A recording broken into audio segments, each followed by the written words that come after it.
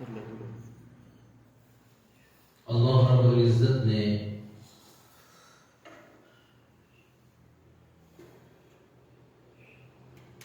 نبی اکرم صلی اللہ علیہ وسلم کو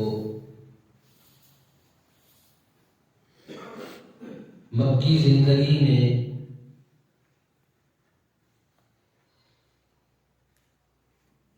جب آزمائشوں اور امتحانوں سے گزارا، شیب ابی طالب میں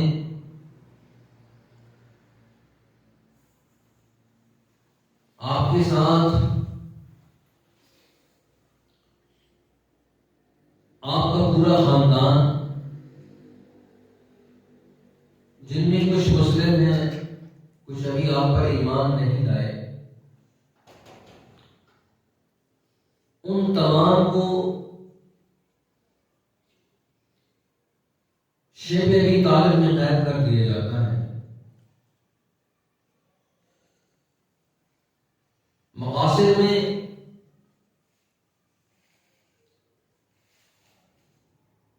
دارالندوہ میں جو مشورہ ہے، ابو جہل اور ابو لہب اور ان تمام لوگوں نے یہ طے کر لیا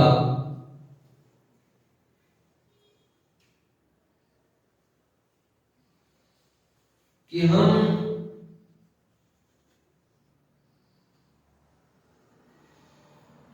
نبی اکرم صلی اللہ علیہ وسلم اور جماعت صحابہ کی دعوت کو کسی طور پر چلنے نہیں دیں گے۔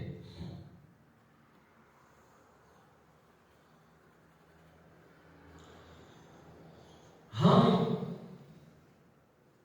ہر طرح کی وہ کوشش، ہر طرح کا وہ طریقہ جس سے محمد رسول اللہ صلی اللہ علیہ وسلم اور آپ کی جماعت آگے نہ بڑھ سکے،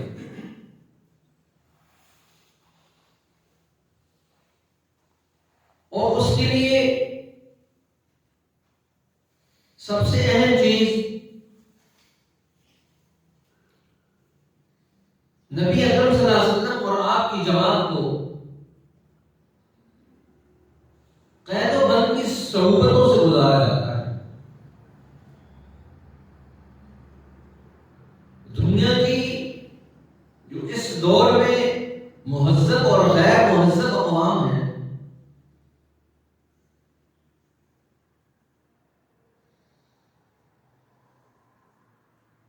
ان غیر مہذب اقوام نے اس دور کے اندر بھی وہ کردار ادا نہیں کیا جو ابو جہل اور ابو لہب نے کردار ادا کیا۔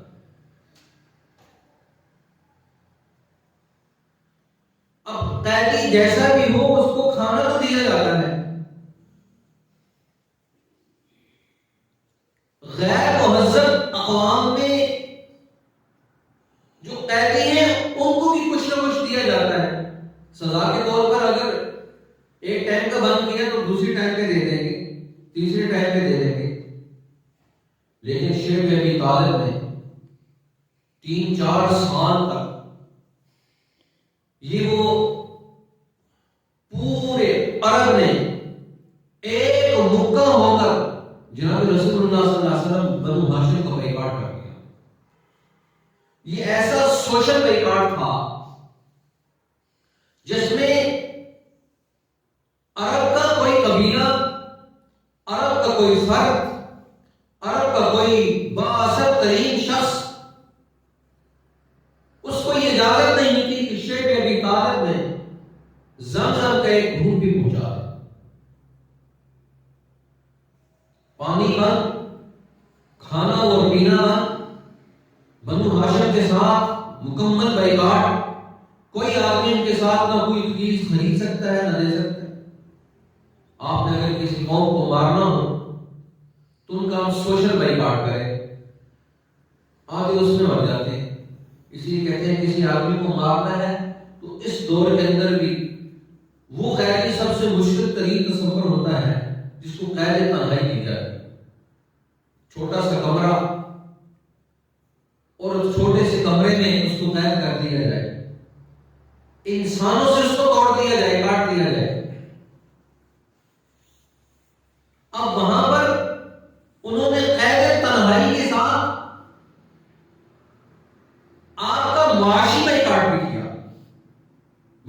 جو آدمی قید تنہائی میں، اس کو کھانا پینا تو دیا جاتا ہے، پانی تو دیا جاتا ہے،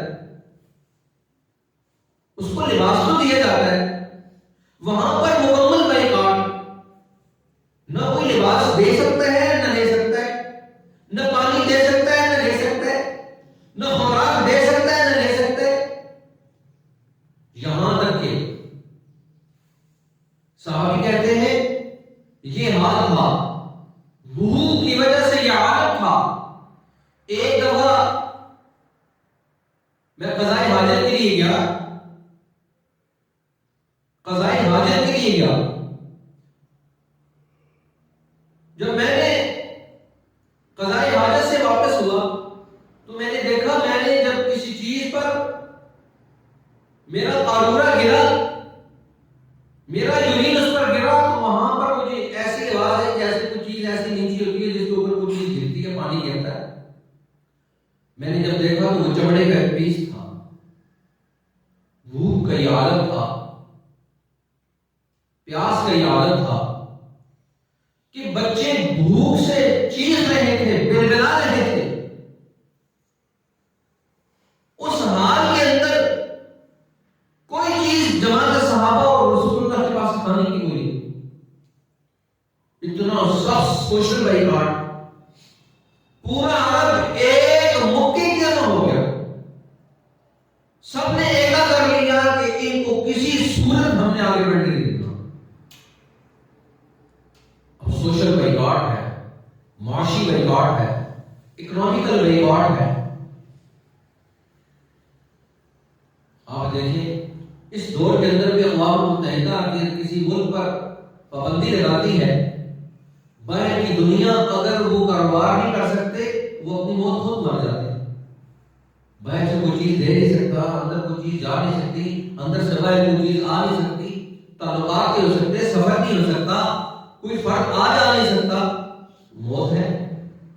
جیسے لیبیا پر انہوں نے سالوں دہائیوں سے پابندی لگائی، لیکن محمد غدافی کا اس نے کردار ادا کیا، اس نے ہر چیز لیبیا کے اندر اس نے اگائی، کسی چیز کی کوئی پرواہ نہیں تھی، دنیا کی ہر نعمت اس نے اپنی قوم کو دی، یہاں تک کہ جب وہ دنیا سے گیا تو بعد میں جب گیس اور بجلی اور پانی کے بل آئے تو اس نے کہا کہ ہم نے تو 50 سال تک یہ کام نہیں دیکھا، بل بھی ہوتا ہے۔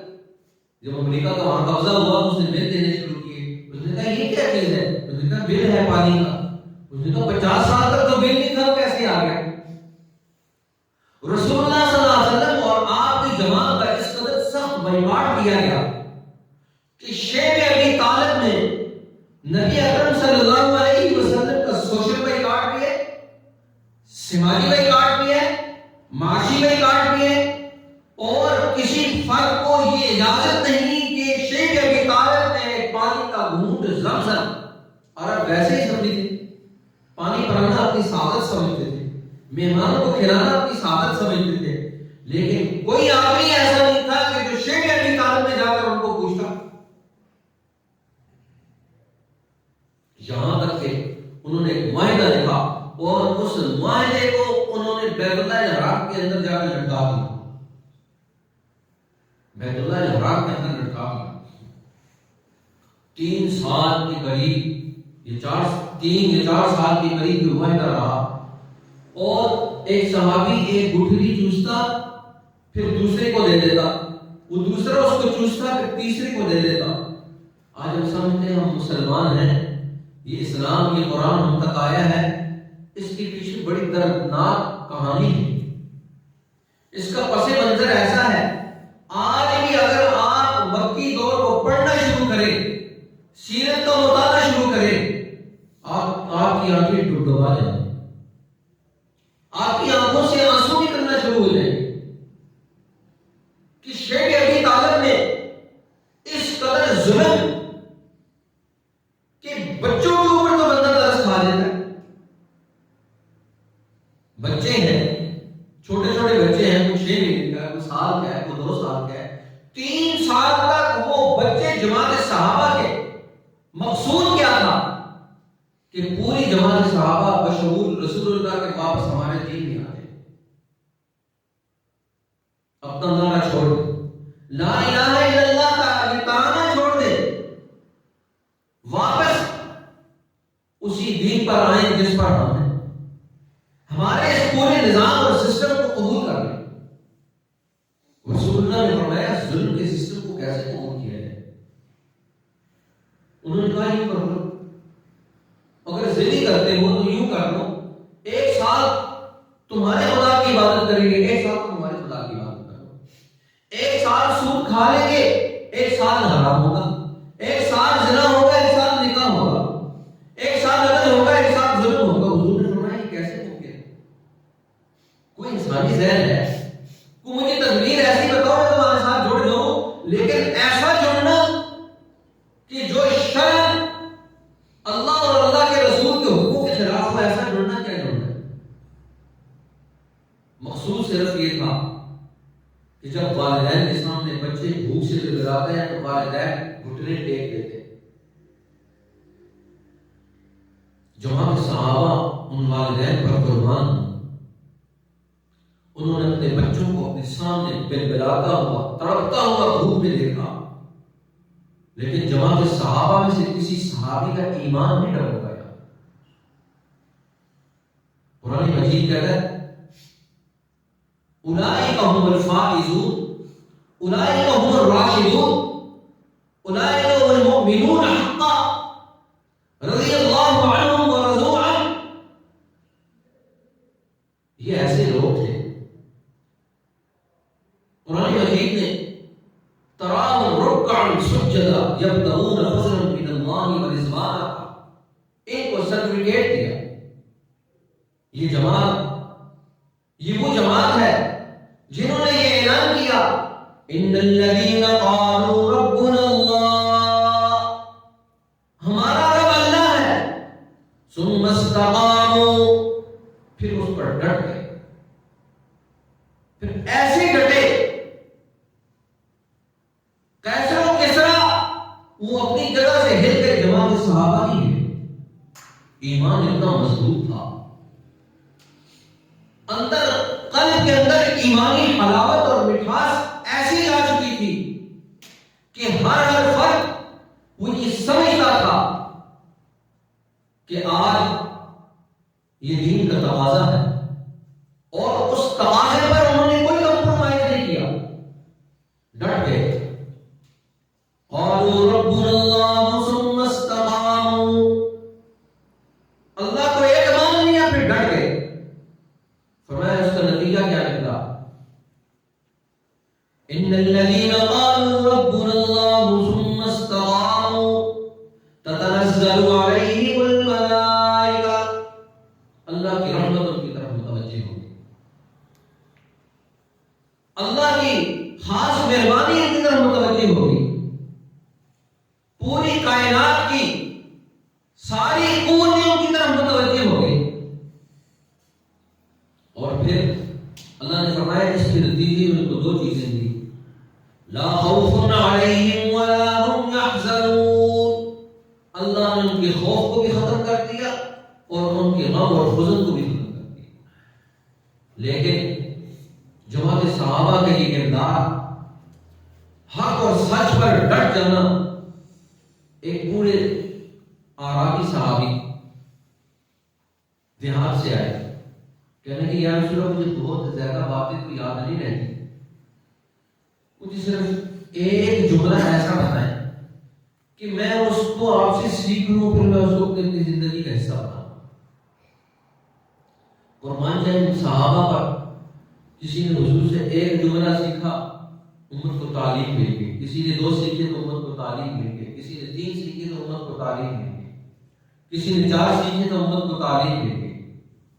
حضور خود سکھا رہے ہیں، صحابہ سوال کر رہے ہیں، امت کو تعلیم مل گئی، قیامت کی صبح تک یہ سارے علوم اور فنون یہ ہر امتی کے لیے واضح ہو گئے۔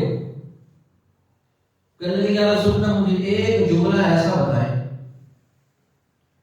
کہ میں اس کو آپ سے سیکھ لوں، پھر میری زندگی دنیا کی بن جائے اور آخرت کی بن جائے، ایک جملہ بتا دیں۔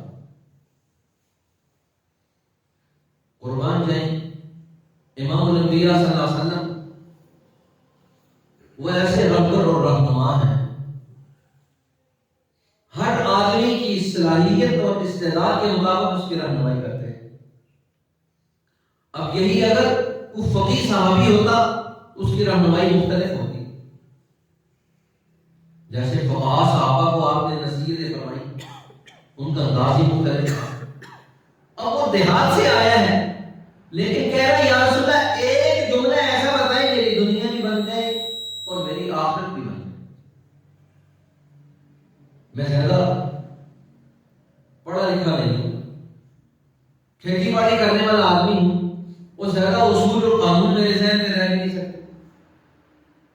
اب رسول اللہ صلی اللہ علیہ وسلم نے وہاں جو حضرت معاذ بن جبل کو نصیحت فرمائی وہ نصیحت اس کو نہیں کی.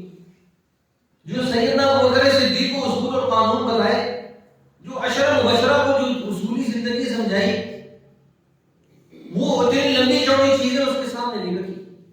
صرف ایک جملہ کہا اور فرمایا اللہ کو ایک مان جا پھر اس پر ڈٹ جا.